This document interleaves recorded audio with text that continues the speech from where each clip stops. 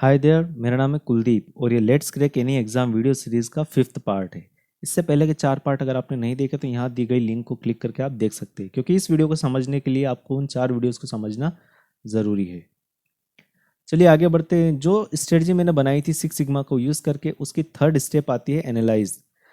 पहली दो स्टेप जो कि डिफाइन और मेजर हमने कर ली है, उसके बाद में अब हम एनालाइज करेंगे कि एक व्यक्ति को किसी भी एग्ज़ाम के लिए, कॉम्पिटिटिव एग्ज़ाम के लिए प्रिपरेशन करने के दौरान कौन कौन सी प्रॉब्लम्स आती है, जिस कारण से या तो एग्ज़ाम की प्रिपरेशन को बीच में छोड़ देता है या फिर सही रिजल्ट या फिर सही टाइम जो देना चाहता है वो नहीं दे पाता है। तो देखिए कौन कौन सी प्रॉब्लम्स हो सकती है। ये एक प्रॉब्लम एनालिसिस रिपोर्ट मैंने बनाई है। जितनी ज़्यादा हो सकती है उतनी ज़्यादा प्रॉब्लम्स को मैंने इंक्लूड करने की कोशिश यहाँ पर की है।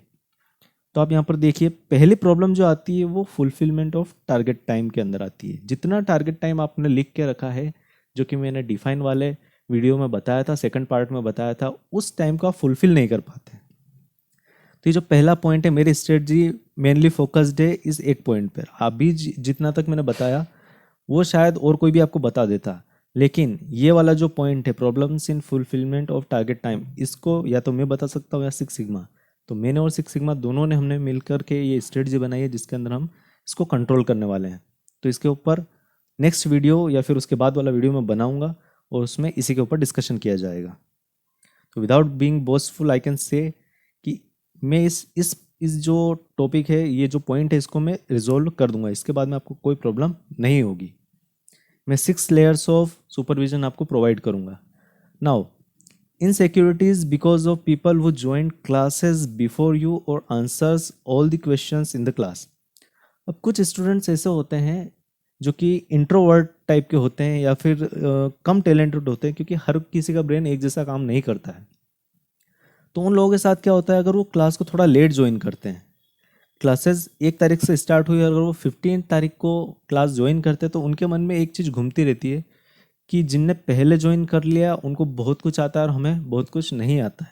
तो एक ये मिथ लोगों के मन में रहती है, इसके ऊपर भी हम बात करेंगे। दूसरा, उन लोगों से उन्हें इनसिक्योरिटी होती है जो कि सभी क्वेश्चंस के क्लास में जवाब देते हैं। कुछ कुछ स्टूडेंट्स ऐसे होते हैं, ब्राइट स्टूडेंट्स होते हैं, जो कि हर क्वेश्चन का आंसर क्लास में दे देते हैं। उनका माइंड काफ़ी क्विकली काम करता है, वो हर चीज़ को जल्दी गेन कर लेते हैं।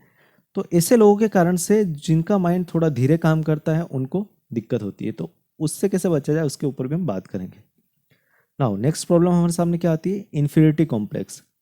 कुछ स्टूडेंट्स होते हैं जो कि लोकल लैंग्वेज, लाइक मैं मध्य प्रदेश का हूँ तो यहाँ पर हिंदी चलती है लोकल लैंग्वेज में। तो अगर मैं हिंदी मीडियम का व्यक्ति हूँ और मैं ऐसी क्लास में बैठ रहा हूँ जहाँ पर हिंदी मीडियम और इंग्लिश मीडियम दोनों मीडियम के बच्चे बैठते हैं, तो हो सकता है यहाँ पर लैंग्वेज प्रॉब्लम के कारण, क्योंकि मैं हिंदी मीडियम से हूँ, मुझे इंग्लिश का कुछ ज़्यादा आता नहीं है, तो मुझे एक इन्फीरियरिटी लगे कि जो इंग्लिश मीडियम से पढ़े हुए बच्चे वो मुझसे ज़्यादा टैलेंटेड है, उनके सामने मैं नहीं टिक पाऊंगा। तो कुछ इस तरीके के इन्फीरियरिटी कॉम्प्लेक्स लोगों के मन में होते हैं। दूसरा, आउटफिट को लेकर के हो सकता है कि मेरा जो आउटफिट है, मेरे जो कपड़े हैं, मेरे जो शूज़ है, और भी कुछ हो सकता है, वो आम लोगों के, जो मेरी क्लास में पढ़ रहे हैं लोग, उनसे इन्फीरियर है, उनसे लो क्वालिटी के हैं। तो इस चीज़ को भी लेकर के कुछ लोगों के मन में दिक्कत आती है, उसके ऊपर भी हम बात करेंगे। उसके बाद में किसी को अपनी बॉडी से दिक्कत होती है, लाइक मेरी हाइट बहुत कम है, मैं बहुत दुबला हूँ या फिर मैं बहुत ज़्यादा मोटा हूँ। इस चीज़ को लेकर के वो दिमाग में उस चीज़ को घुमाते रहते हैं और वो भी एक प्रॉब्लम क्रिएट करती है साइकोलॉजिकली। उसके बाद में किसी को व्हीकल से प्रॉब्लम हो सकती है, लाइक मैं साइकिल से आता हूँ, बाकी सब बाइक से आते हैं, कोई कार से आता है, लेकिन मैं साइकिल से आता हूँ, तो मुझे वहाँ पे इन्फीरियरिटी लगती है। तो एक इन्फीरियरिटी कॉम्प्लेक्स भी ऐसी चीज़ है जो दिमाग की तरह व्यक्ति को अंदर के अंदर खाई जाती है। हम इसके ऊपर भी बात करेंगे। उसके बाद में कुछ लोग ऐसे होते हैं जो कि जिनका बैकग्राउंड काफ़ी ज़्यादा स्ट्रॉन्ग नहीं होता है फाइनेंशियली, तो वो एक पैरेलल जॉब के बारे में हमेशा सोचते रहते हैं कि क्या मैं एक पैरेलल जॉब करता रहूं अपनी स्टडी के साथ में। तो वो आपको करना चाहिए या नहीं करना चाहिए, और अगर करना चाहिए तो किन कंडीशंस में करना चाहिए, किस टाइप की जॉब करना चाहिए, उसके ऊपर भी हम बात करेंगे। अब लगता है फियर ऑफ टेकिंग रिस्क और नोशन ऑफ फेलियर। अब ऐसा होता है कि कोई व्यक्ति जो कि स्पेशली किसी एग्ज़ाम के लिए प्रिपेयर कर रहा है, तो उसे एक चीज़ का डर लगता है कि अगर मैं फेल हो गया तो क्या करूँगा। और यही डर तब बढ़ जाता है जब व्यक्ति कोई जॉब छोड़ करके आता है। लाइक कोई व्यक्ति जॉब कर रहा था, वो जॉब छोड़ देता है और फिर पढ़ाई के लिए टाइम देता है, तो वहाँ पर उसे एक चीज़ हमेशा खाई जाती है कि अगर मैं फेल हो गया तो मेरी जॉब भी हाथ से गई, और उसके बाद में मैं करूँगा क्या। तो ये भी चीज़ होती है, इसके ऊपर भी हम थोड़ा सा डिस्कशन करेंगे। अब एक बात आती है, जब शुरुआत में व्यक्ति प्रिपरेशन करना स्टार्ट करता है तो 1 महीना मान करके चलिए वो अच्छे से करेगा, इतना भी नहीं कर पाते हैं, 8 से 10 दिन, 8 से 10 दिन व्यक्ति अच्छे से प्रिपेयर करेगा। उसके बाद में फिर वो मोटिवेशन ख़त्म हो जाएगा। जो सेल्फ मोटिवेशन, जो एनर्जी उसने डेवलप की थी खुद के अंदर उस एग्ज़ाम को प्रिपेयर करने के लिए, वो अब धीरे धीरे कहीं ना कहीं विलुप्त होती जाती है और वो ध्यान नहीं दे पाता है। तो उस केस में हम क्या करें, इसके ऊपर भी थोड़ी बात करेंगे। अब एक सबसे बड़ी बात आती है सोशल मीडिया डिस्ट्रैक्शन। एक मैसेज आता है और 1 घंटा निकल जाता है, ये वाली चीज़ काफ़ी लोगों के साथ में होती है। तो इस चीज़ से कैसे बचा जाए, तो इसके ऊपर भी हम अच्छा अच्छा डिटेल में डिस्कशन करेंगे। अब उसके बाद में कुछ लोग ऐसे होते हैं जो कि एंग्री बर्ड्स टाइप के होते हैं, उनका मूड काफ़ी जल्दी ऑफ हो जाता है, तो उन्हें क्या करना चाहिए उसके ऊपर भी हम बात करेंगे। अब दूसरा होता है सोशल रिजेक्शंस। लाइक काफ़ी सारे ऐसे लोग होते हैं जो कि यूपीएससी, एसएससी, आईएएस और लाइक केट और टोफेल, जीआरई इस तरीके के एग्ज़ाम के लिए प्रिपेयर करते हैं, जो कि जिसमें काफ़ी ज़्यादा लोग इन्वॉल्व होते हैं एग्ज़ाम के लिए। तो हो सकता है उनको 1 बार 2 बार या 3 बार में सक्सेस ना मिली जाए। तो ऐसे लोग क्या करते हैं, उन्हें काफ़ी ज़्यादा सोशल रिजेक्शंस मिलते हैं, लाइक एज भी हो जाती है, तो फिर सेटलमेंट वाली बात आ जाती है। तो ऐसे करके उन्हें सोशल रिजेक्शंस अगर मिलते हैं तो वो भी उन्हें काफ़ी ज़्यादा डिस्ट्रैक्ट करते हैं। तो उसके ऊपर भी हम कुछ बात करेंगे। इससे आगे के इशू है ये इन्वॉल्व इन चिंदी चोरी एंड हैबिचुअल ऑफ सस्ता नशा। चिंदी चोरी से कोई चोरी वाला काम नहीं है कि आप कुछ सामान चुरा रहे, उससे ये कोई मतलब नहीं है, मेरा खुद का वर्ड जो मैंने बनाया है, तो इसका चोरी से कोई लेना देना नहीं है, लेकिन ये भी हम डिटेल में डिस्कशन करेंगे। दूसरी बात, हैबिचुअल ऑफ सस्ता नशा, ये भी कोई नशे से इसका लेना देना नहीं है, गांजे शराब वगैरह से इस चीज़ का कोई लेना देना नहीं है। इसके ऊपर भी हम डिटेल में डिस्कशन करेंगे। चिंदी चोरी और सस्ता नशा के बारे में मैं थोड़ा सा आपको बता देता हूँ, एक छोटी सी बात बता देता हूँ। चिंदी चोरी से मेरा मतलब ये है कि जो 10 रुपये के रिचार्ज के लिए एक ऐप डालते हैं और किसी ऐप को शेयर करने से इतने रुपए मिल रहे, इस टाइप के जो स्टूडेंट्स लोग काम करते हैं थोड़े से पैसे कमाने के चक्कर में, तो उस चीज़ को मैंने बोला है चिंदी चोरी। और सस्ता नशा एक फेक पॉपुलैरिटी, 4 लोग आके पूछते हैं कैसा है क्या है, और इस टाइप के काम, लाइक आप इन्वॉल्व हैं किसी, लाइक आप कॉलेज में और किसी ग्रुप के साथ इन्वॉल्व हैं और वहाँ के आप लीडर हैं, तो वहाँ पे एक पॉपुलैरिटी आपकी बन जाती है और आप उसी के अंदर रह जाते हैं। आप उस फेक पॉपुलैरिटी, उस सस्ते नशे के चक्कर में अपनी करियर को ख़राब कर लेते हैं। तो इस चीज़ को भी मैं इन्वॉल्व करने वाला हूँ, क्योंकि ये काफ़ी ज़्यादा ट्रेंडिंग इशू है यूथ के बीच में। हर कोई पॉपुलर होना चाहता है और पॉपुलर होने के चक्कर में सस्ते नशे का शिकार हो जाता है। तो इसके ऊपर हम बात करेंगे। उसके बाद में फोबिया ऑफ सॉलिट्यूड, लाइक जो लोग हमेशा लोगों के बीच घिरे हुए रहते थे, अगर वो आज किसी चीज़ के लिए प्रिपेयर करना शुरू करते हैं तो उनका जो पूरा घेरा था, जो उनके आसपास घूमते रहते थे, वो अब उनके साथ नहीं रहेंगे, उन्हें एक अकेले रास्ते पे चलना पड़ेगा। तो वहाँ पर भी व्यक्ति को डर लगता है, एक मन में डर रहता है कि अब मुझे पूछने वाला कोई नहीं, मेरे साथ कोई नहीं, तो एक फोबिया ऑफ सॉलिट्यूड होता है, तो उसका वो शिकार हो जाते हैं। तो उससे कैसे बचा जाए उसके ऊपर भी हम थोड़ा सा डिस्कशन करेंगे। उसके बाद में काफ़ी ज़्यादा बड़ा इशू है आज की तारीख में, वो है influence by social media personality. ऐसा होता है कि लाइक अभी टिकटॉक तो बैन कर दिया इंडिया में, लेकिन काफ़ी सारी चीज़ें होती है, लाइक इंस्टाग्राम पे आप किसी सोशल मीडिया पर्सनैलिटी को देख रहे हैं, वो आपकी एज का या फिर आपकी आपसे भी कम एज का है, तो आपको उसको देख कर लगता है यार मेरी ज़िंदगी में कुछ नहीं है, इसकी ज़िंदगी में सब कुछ है। तो उनसे ज़्यादा इन्फ्लुएंस होते हैं, कल से आप भी उसी की कॉपी करना शुरू कर देते हैं। ऐसी चीज़ें होती है, आप डिस्ट्रैक्ट हो जाते हैं अपने गोल से।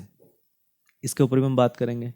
उसके बाद में माई लक इज़ बैड, एक ये भी चीज़ लोग दिमाग में लेके घूमते रहते हैं कि मेरा ही जो लक है, मेरा ही जो भाग्य है वो ख़राब है, और वो भी आपको डिस्ट्रैक्ट करता है कहीं ना कहीं।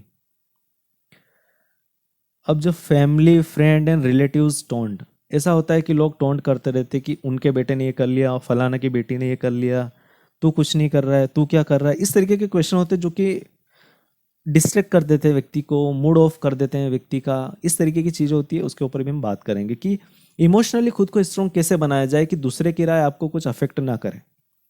अब उसके बाद में कुछ लोगों को तो यहाँ गोल में ही डिलेमा रहता है, लाइक मैं एसएससी के लिए प्रिपेयर करूँ या फिर यूपीएससी के लिए प्रिपेयर करूँ, मैं टोफेल के लिए प्रिपेयर करूँ या जीआरई के लिए प्रिपेयर करूँ। तो ऐसी चीज़ें भी लोगों के मन में आती हैं। तो आपको अगर कुछ डिलेमा होता है तो उसका भी कुछ निवारण करने के लिए हम सोचेंगे, कुछ बात करेंगे। अब नॉन कोऑपरेटिव फैमिली और समवन स्पेशल।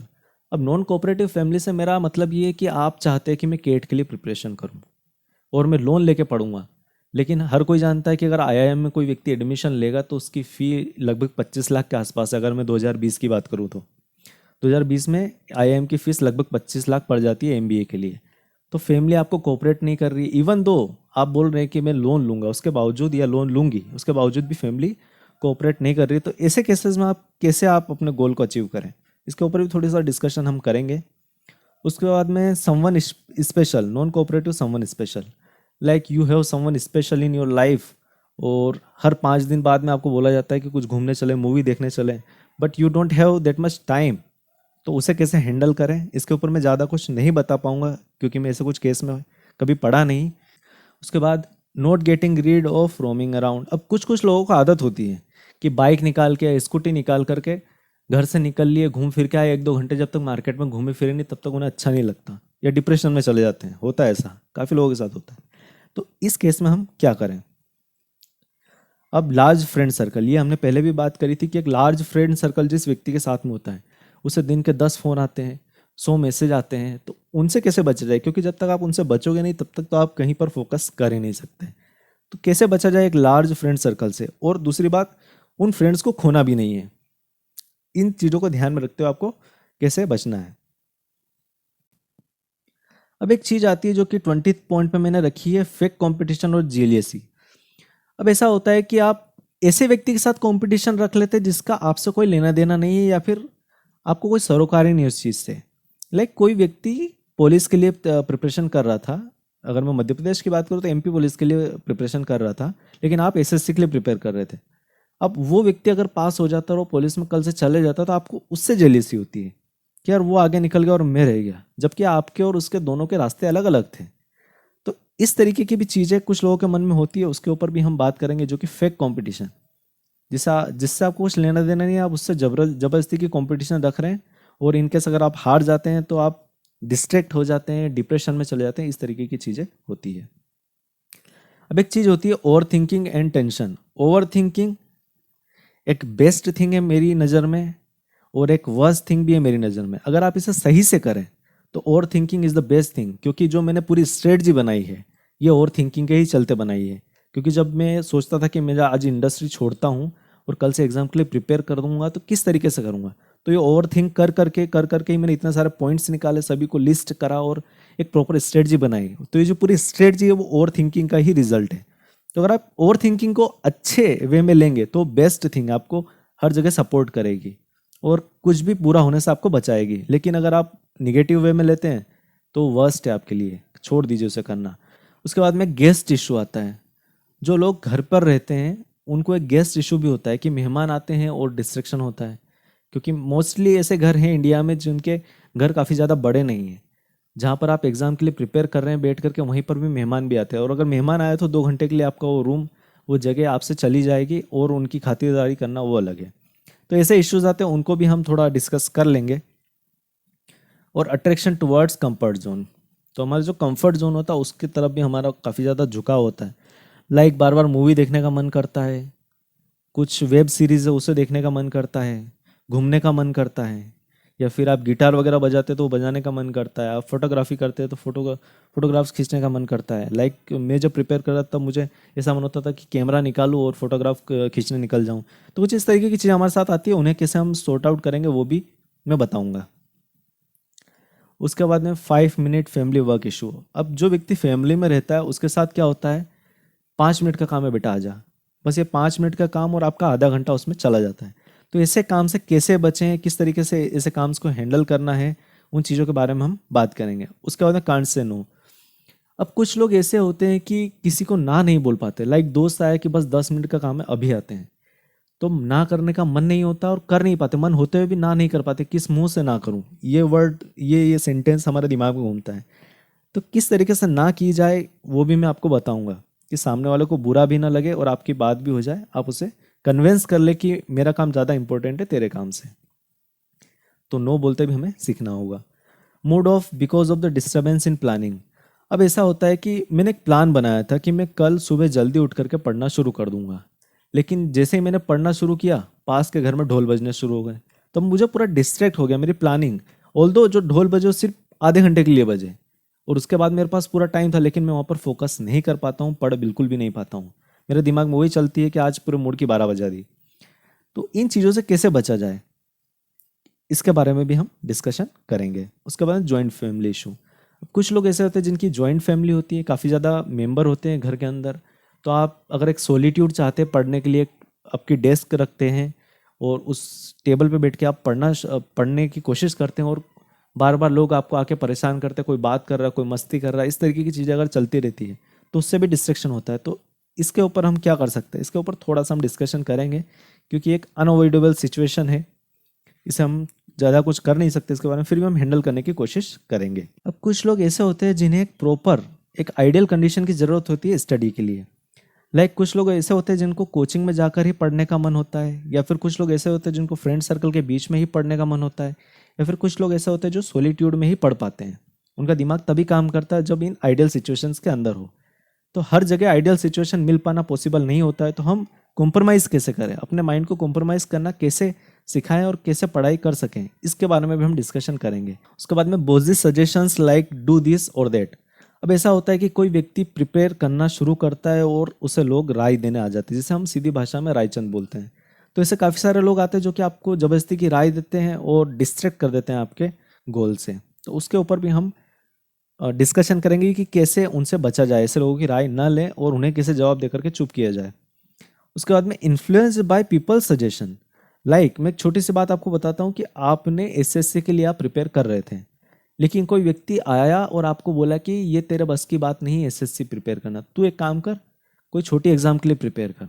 और आपने 3 महीने उसके लिए प्रिपेयर करा, 25% कोर्स आपने सिलेबस कंप्लीट कर लिया, और आप उस व्यक्ति से इन्फ्लुएंस होकर के अब क्या प्रिपेयर करना शुरू कर दिया किसी और एग्जाम के लिए। तो आपकी जो 25% जो सिलेबस आपने कंप्लीट किया था, जो आपकी कुछ महीनों की मेहनत थी, वो तो पानी में चली गई। तो इन इन्फ्लुएंसेस से कैसे बचें, क्योंकि आपको टारगेट जो डिसाइड करना हो एक ही बार करना हो, उसी के ऊपर चलना है। अब चाहे कुछ भी इन्फ्लुएंस आ जाए, आपको इन्फ्लुएंस नहीं होना है। तो उसके ऊपर भी हम बात करेंगे।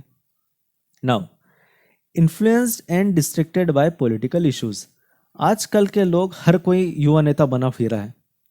कोई भी व्यक्ति अगर कुछ बोल देता है आपकी ऑपोजिट थिंकिंग का, लाइक आप वामपंथी हो और आपको कोई राइट विंग वाला कुछ बोल देता है, कुछ हो जाता है, तो आप उससे बहुत ज़्यादा डिस्ट्रैक्ट हो जाते हो, आपको पढ़ाई पढ़ाई में मन नहीं लगता है। तो इन चीज़ों से आप कैसे बचें, उसके ऊपर भी हम डिस्कशन करेंगे। और फिर easily fed up of the situation. अब कुछ लोग ऐसे होते हैं जो छोटी छोटी बातों पे गिव अप कर देते हैं। फेड अप या गिव अप बोलूँ मैं सीधी भाषा में, कि वो छोड़ ही देते हैं कि ये मतलब नहीं है इस काम को करने से, मुझे आइडियल सिचुएशन चाहिए और वो मिल नहीं पा रही है। तो इस तरीके की चीज़ों से भी हमें बचना है। एक बात हमेशा लोगों के मन में आती है, कुछ लोगों के मन में आती है, आई हैव पुअर ब्रेन, मतलब मैं दिमाग से ही कमज़ोर हूँ, मैं लोगों से कंपटीशन नहीं कर सकता। इस तरीके की चीज़ें भी दिमाग में घूमती है, और वही आपको लेकर के कहाँ जाती है, ओवर थिंकिंग में। और अगर इससे बचना है तो मैं वो बुक की लिंक तो आपको डिस्क्रिप्शन में दे दूंगा, आप देखिए उस बुक को, कहीं से मिल जाती है तो पढ़िए, और पढ़ नहीं सकते तो ऑडियो बुक मिल जाती है यूट्यूब पे, आप उसको सर्च करके देख सकते हैं। तो आप उस बुक को पढ़िए या फिर खुद से कहीं से मोटिवेशन लीजिए, लेकिन इसे सुधारिए। अब 34th पॉइंट, इसके लिए मुझे कुछ इंग्लिश मिला नहीं कि मैं कैसे करूं, मुझे समझ नहीं रहा था, इसलिए मैंने हिंदी में लिखा है कि जमाना आगे निकल गया लेकिन मैं पीछे रह गया, या फिर मेरे पीछे रह गई। ऐसा होता है कि जब हम प्रिपरेशन करना शुरू करते हैं, तब जो मॉडर्न जिंदगी है या फिर मॉडर्न टाइम, उससे हम पीछे चले जाते हैं, क्योंकि हमारा जो लक्ष्य है वो किसी एक पर्टिकुलर एग्जाम के लिए प्रिपेयर करना है। लेकिन रोज़ नई नई चीज़ें आती रहती है। लाइक जब मैं प्रिपेयर कर रहा था उस टाइम पे धारा 370 हटा दी गई थी भारत के कॉन्स्टिट्यूशन से, और मुझे जब वो हटी थी उसके आई थिंक 1 महीने या 1.5 महीने के बाद मुझे पता चला था कि ऐसा कुछ हो गया हमारे देश में। मुझे कुछ पता ही नहीं था उस टाइम पे। तो हमें कभी कभी ऐसा लगता है कि यार मैं समय के पीछे चल रहा हूँ और दुनिया आगे निकल गई, मैं अप टू डेट नहीं हूँ उस समय के साथ में। तो इसके ऊपर भी हम डिस्कशन करेंगे, और ये अच्छा पॉइंट है डिस्कस करने के लिए। ये ग्रुप डिस्कशन में भी आपको आ सकता है, तो हम इसके ऊपर थोड़ा डिस्कशन करेंगे। अब 35th पॉइंट आता है, ये जितने भी अभी तक मैंने जो पॉइंट्स बताए थे वो मेंटल इशू है, वो हमारी थिंकिंग के ऊपर डिपेंड करता है, सिचुएशन के ऊपर डिपेंड करता है। और अब जो आगे वाले पॉइंट्स ये बॉडी से रिलेटेड है। अब हमारा शरीर जो काम कर रहा है उसके साथ भी कुछ दिक्कत आती है। Like not getting read of habit of sleeping in the day time. अब कुछ कुछ लोगों के साथ दिक्कत होती है कि भैया हम दिन में सोते हैं 2 घंटे 3 घंटे दिन में सोते हैं और रात में पढ़ते हैं, लेकिन होता है कि आज के टाइम पे एग्जाम्स जो है वो 2 शिफ्ट में होती है, सुबह की शिफ्ट में और दोपहर की शिफ्ट में। तो लाइक आपकी कोई एग्जाम है जो 2 से 5 बजे के बीच में, अब इस टाइम पे तो आपका सोने का टाइम है, आप एग्जाम में जाएंगे और मेरी गारंटी वहाँ पर भी आप जमाई लेंगे। तो आपको किस तरीके से इस हैबिट से बचना है वो भी हम डिस्कस करेंगे। और ये मेरी भी प्रॉब्लम थी, अब मैं दिन में बिल्कुल नहीं सोता हूँ। तो सिक्स सिग्मा ने काफ़ी ज़्यादा हेल्प करी है मेरी, और मैं चाहता हूँ कि हर किसी की हेल्प हो इस सिक्स सिग्मा के कॉन्सेप्ट से। तो हम इस चीज़ को भी सुधारेंगे। Enable to wake up early in the morning, सुबह उठना, कैसे सुबह उठें इसके ऊपर भी सिक्स सिग्मा में प्रोविज़न मैंने बनाया है, और हम उससे सुबह जल्दी उठेंगे। डेली 5 बजे, कम से कम 5 बजे तो उठ ही जाएंगे, तो वो भी मैंने इसके अंदर इंक्लूड किया है।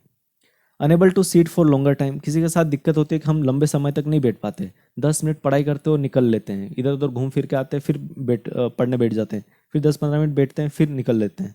तो इस तरीके की अगर आपकी आदत है तो उसको भी हम सुधार लेंगे। उसके बाद में कुछ बॉडी से रिलेटेड इश्यूज होते हैं, like eye pain, back pain, headache. तो इनके लिए मैं कोई स्पेशल वीडियो नहीं बनाने वाला हूँ। इसके लिए आपको क्या करना है कि यूट्यूब पर ही काफ़ी सारे डॉक्टर्स है, लाइक आस्क डॉक्टर जो का एक चैनल है, हैज़ फिट करके एक चैनल है, ऐसा कुछ चैनल है, उनके ऊपर आप जाइए और ये पर्टिकुलर टॉपिक्स को सर्च कीजिए। अगर आपको हेडेक होता है तो आपको क्या करना चाहिए, बैक पेन होता है तो उसके लिए क्या एक्सरसाइज करनी चाहिए, क्योंकि एक्सरसाइज तो आपको अगर शरीर को हेल्दी करने के लिए कम से कम 5 से 10 मिनट तो डेली करना ही है, ताकि आलस भी ना रहे शरीर में। तो आप कोशिश कीजिए कि जो इश्यू आपके साथ हो रहा है आप उसके लिए पर्टिकुलरली उसके लिए आप एक्सरसाइज कर लें। आई पेन हो रहा है तो आप सर्च कर सकते हैं कि कौन सा फूड में खाऊं, कौन सा आई ड्रॉप में यूज़ करूं, कौन सा ग्लास में यूज़ करूं। तो इस तरीके के चीज़ों को आप खुद से सर्च कर सकते हो। तो ये 38 पॉइंट को मैं डिस्कस नहीं करूंगा, ये आपको खुद से ही देखना है।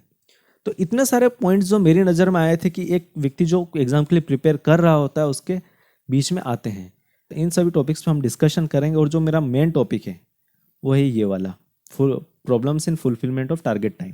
तो टारगेट को कैसे पूरा किया जाए ये मेरा मेन कंसर्न है, तो इसके ऊपर हम सबसे ज़्यादा डिस्कशन करेंगे, और इसी के ऊपर सिक्स सिग्मा का ये पूरा स्ट्रेटजी मैंने बनाई है। अब नेक्स्ट वीडियो आपको देखना है तो आप यहाँ पर क्लिक कर सकते हैं, और अगर आप इस प्लेलिस्ट में जाना चाहते हैं तो यहाँ पर क्लिक करके देख सकते हैं।